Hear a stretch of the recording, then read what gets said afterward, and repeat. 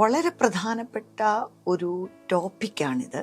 നമുക്കറിയാവുന്നതുപോലെ തന്നെ നമ്മുടെയൊക്കെ വീടുകളിലോ സഭകളിലോ അല്ലെങ്കിൽ പൊതുസമൂഹത്തിലോ നമ്മൾ തുറന്ന് സംസാരിക്കാത്ത ഒരു വിഷയമാണിത്. എന്നാൽ നമുക്കറിയാം, ഇത് ഒരു വ്യക്തിയുടെ ജീവിതത്തിലെ ഏറ്റവും പ്രധാനപ്പെട്ട ഒരു മേഖലയാണ്.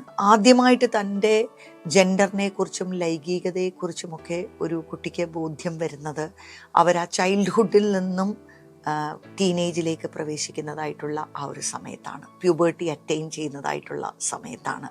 അവരുടെ ശരീരത്തിലും ഹോർമോണൽ ലെവലിലും മനസ്സിലും വികാരങ്ങളിലുമൊക്കെ ഒരുപാട് ചേഞ്ചസ് അവർ അനുഭവിച്ച് തുടങ്ങുന്നു.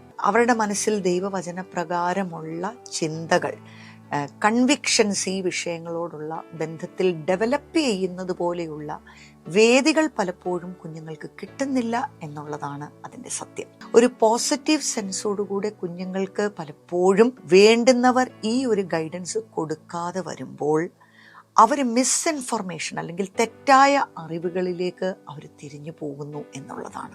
പ്രത്യേകിച്ച് ഇത്രയധികം ഇൻഫർമേഷൻ ടെക്നോളജി വർദ്ധിച്ചിരിക്കുന്ന സമയത്ത് എല്ലാ കുഞ്ഞുങ്ങൾക്കും മൊബൈൽ ആക്സസ് ഉണ്ട്.